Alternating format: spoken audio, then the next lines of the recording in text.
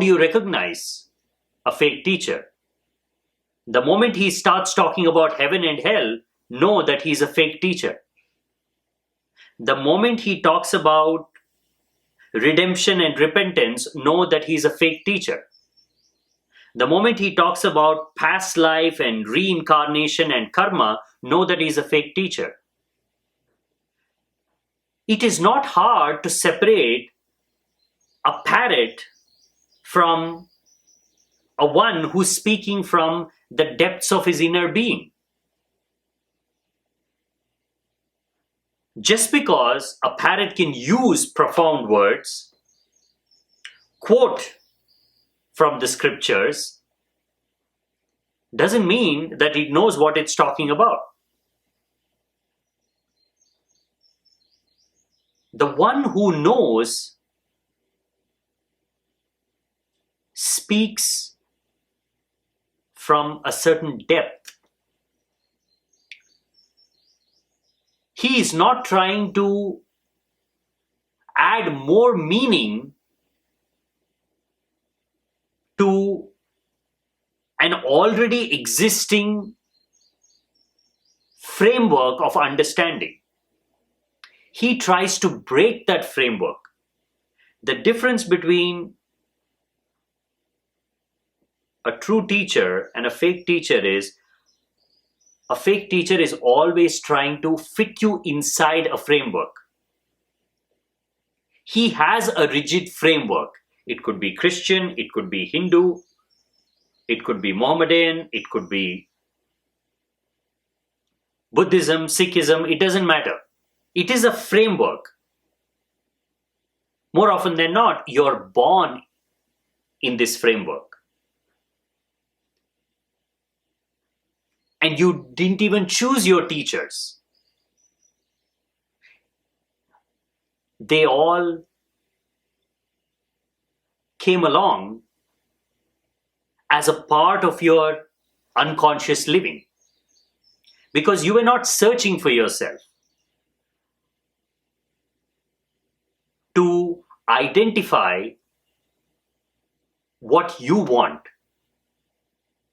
You simply accepted the conditioning. That is the worldly journey.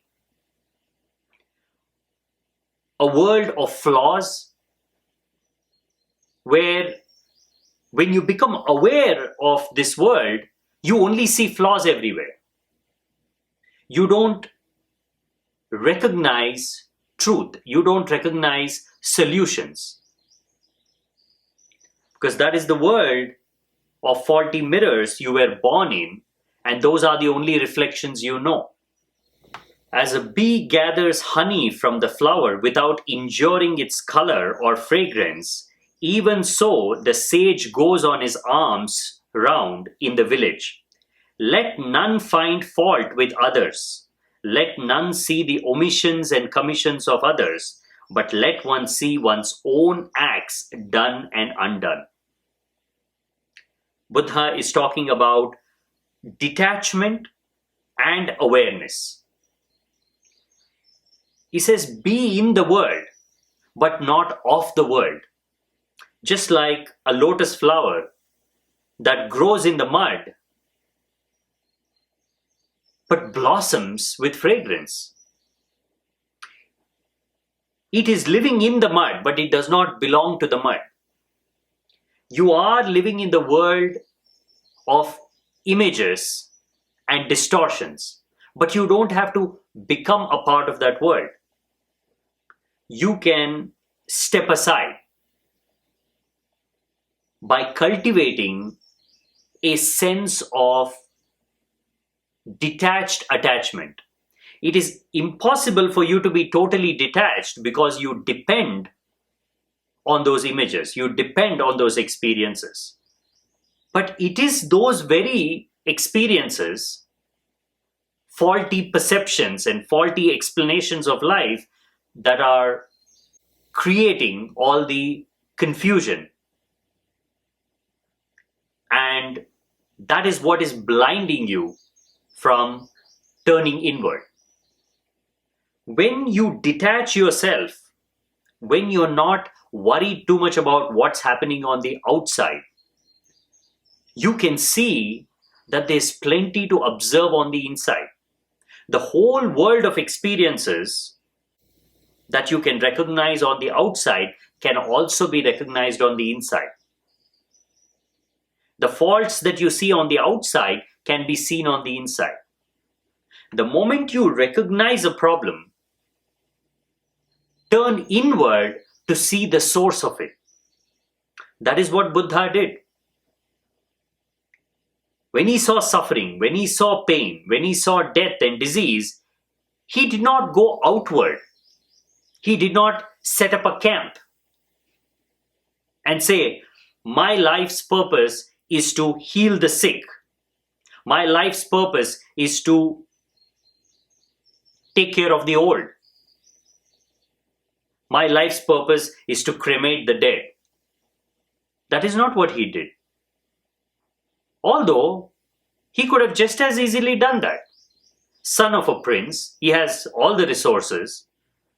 Now there is also love and compassion in his heart. Why didn't he take that route, which seems to be the most natural route for human beings to take?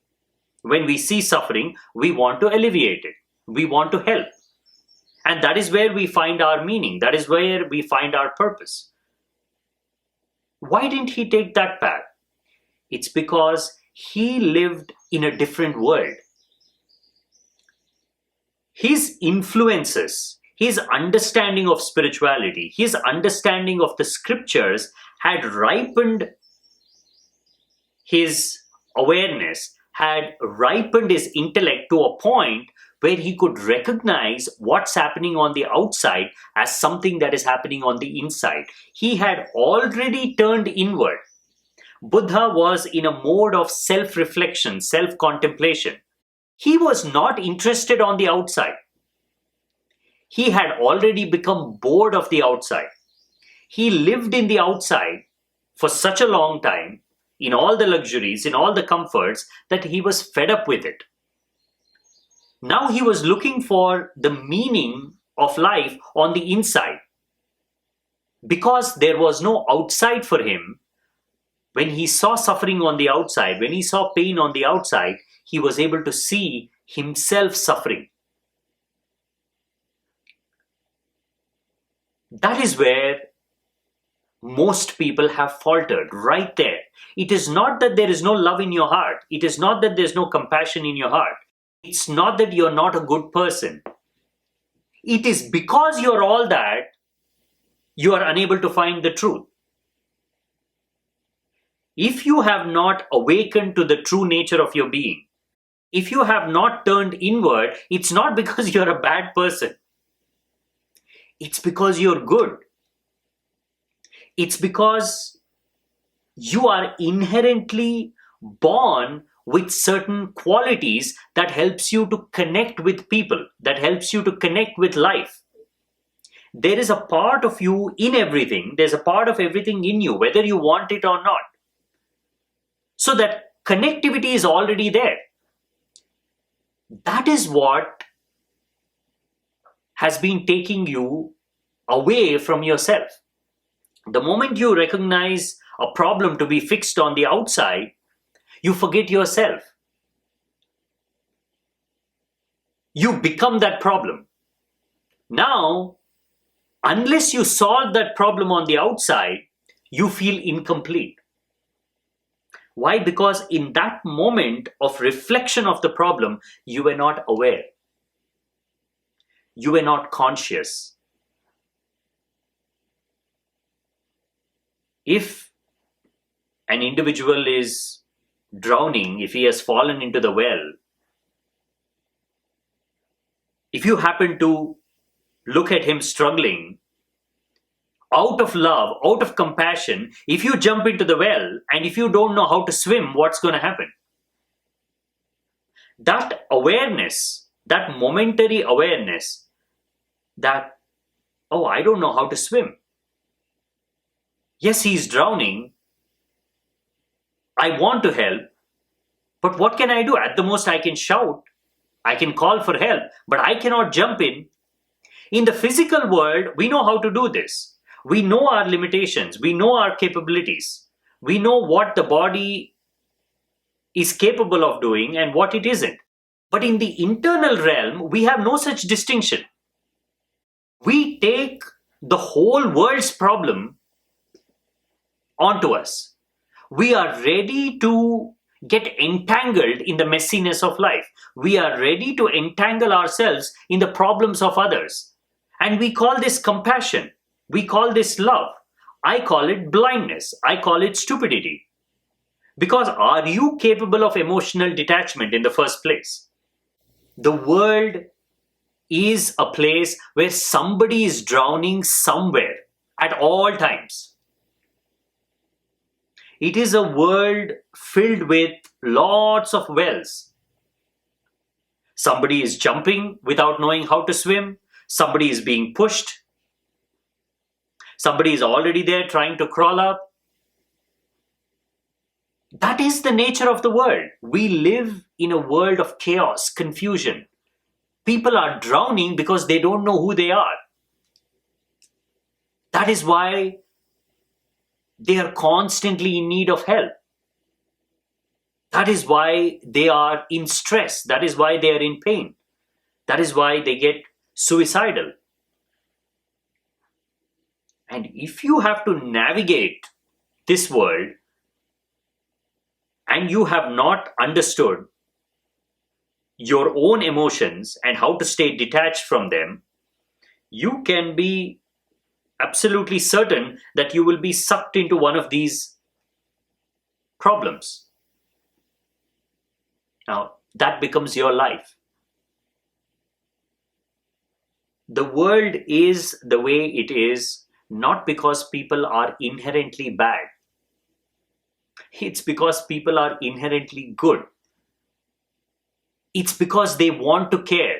They want to love.